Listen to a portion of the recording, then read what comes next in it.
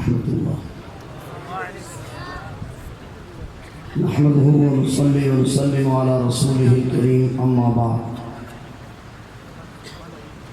قبل تعظیم و تکریم صدر مجلس و معزز علماء کرام اور محترم معزز بزرگوں، دوستوں، عزیز نوجوان ساتھیوں،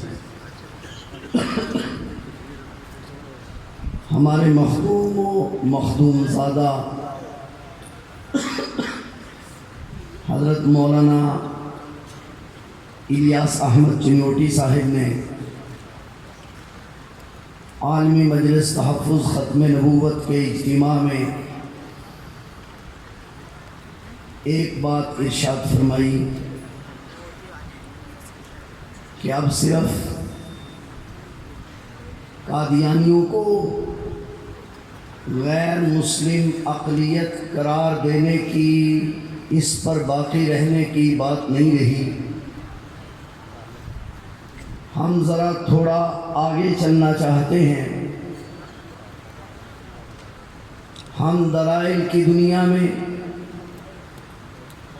یہ بات ثابت کریں گے اور پھر انشاءاللہ العزیز پارلیمنٹ میں یہ بات منوائیں گے، سینٹ میں یہ بات منوائیں گے کہ قادیانی ملک و ملت کے غدار ہیں۔ لہذا میں نے اس کانفرنس میں بھی دو تین باتیں اس حوالے سے عرض کی تھی۔ آج بھی اس حوالے سے دو تین گزارشات کرنا چاہوں گا، بالخصوص ان لوگوں کے لیے جو یہ کہا کرتے ہیں کہ قادیانی آخر اس ملک کے رہائشی ہیں، قادیانی آخر انسان ہیں، قادیانی بھی اس ملک کے وفادار ہیں۔ تو میں نے اپنے مختصر وقت میں قادیانیوں کی دو تین وفاداریوں کا ذکر کرنا ہے۔ دنیا کا اصول ہے، کہا جاتا ہے کسی بھی ملک کی ترقی کے لیے اس ملک کا پانی سب سے زیادہ اہمیت کا حامل ہوتا ہے۔ ہمارے ملک میں جو پانی آ رہا ہے وہ مقبوضہ کشمیر کے دریاؤں سے آ رہا ہے۔ انہی دریاؤں کی بنیاد پر بانی پاکستان گورنر جنرل قائد اعظم محمد علی جناح نے کشمیر کو پاکستان کی شارک کہا تھا۔ قادیانیوں نے پہلی وفاداری ہمارے ساتھ یہ کی کہ باؤنڈری کمیشن میں جب گرداسپور ایک ضلع ہے جو پنجاب پاکستان کا ضلع بن رہا تھا، اس کے بارے میں اپلیکیشن دی کہ اس کو ہندوستان کے ساتھ شامل کیا جائے۔ جب تک وہ پاکستان کے ساتھ تھا اس وقت ہمارا آبادی کا تناسب 51% تھا۔ جب وہ ضلع ہندوستان کے ساتھ ملا آبادی کا تناسب 49% رہ گیا۔ گرداسپور کو ہندوستان کے ساتھ شامل کر دیا گیا۔ پڑھے لکھے دوست اس بات سے بے خبر نہیں کہ ہندوستان سے کشمیر میں جانے کا ایک ہی زمینی راستہ تھا اور وہ گرداسپور تھا۔ اسی پالیسی کی بنیاد پر اس کو ہندوستان میں شامل کیا گیا تھا۔ 14 اگست 1947 کو پاکستان معاذ وجود میں آیا اور 27 اکتوبر کو انڈیا گرداسپور کے راستے کشمیر میں داخل ہو گیا، جس کشمیر کی جنگ ہم 74 سال سے لڑ رہے ہیں۔ یہ پہلا احسان تھا۔ پھر اسی پر بس نہیں، ہندوستان نے اس 74 سال کے عرصے میں ہمارے دریاؤں پر 300 سے زائد ڈیم بنائے۔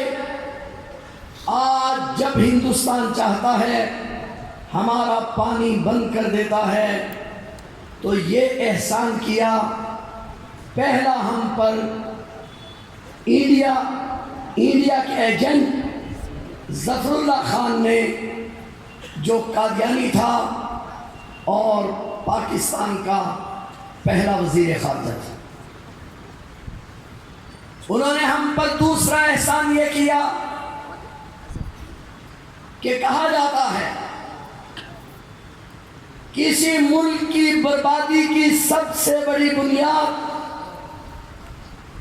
اس ملک کی فرقہ واریت ہوتی ہے، اور میں بڑی ذمہ داری کے ساتھ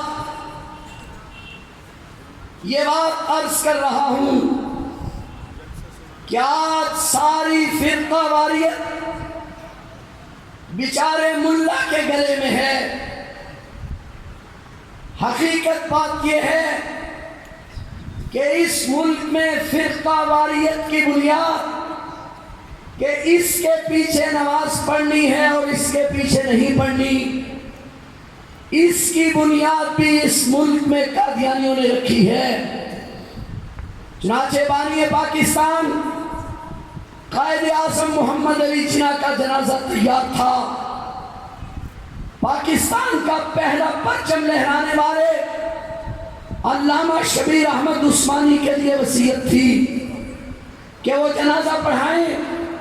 علامہ شبیر احمد عثمانی جنازہ پڑھانے کے لیے آئے تو 2 شخص، ایک عیسائی اور ایک ظفر اللہ خان، پاکستان کا پہلا وزیر خارجہ، جنازے کی صف سے نکل کر غیر مسلموں کی صفوں میں جا کر بیٹھ گیا۔ شام کو جب صحافیوں نے پوچھا تو کہا مجھے مسلمان مملکت کا کافر وزیر خارجہ سمجھ لیا جائے یا کافر مملکت کا مسلمان وزیر خارجہ سمجھ لیا جائے تو میں الزام عائد کر رہا ہوں اور اس پر دلائل رکھتا ہوں کہ اس ملک میں فرقہ واریت کی بنیاد قادیانیوں نے رکھی۔ تیسرا احسان، کہا جاتا ہے کسی ملک کی تباہی کا سب سے بڑا ذریعہ اس ملک میں اسٹیٹ کے اندر اسٹیٹ قائم کرنا ہے۔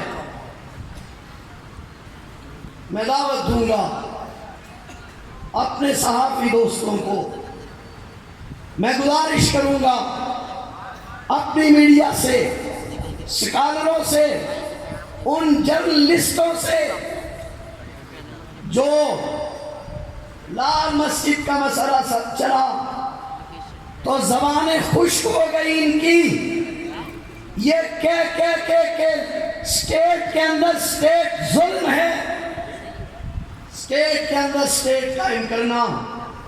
یہ ظلم سب سے پہلے کس نے کیا؟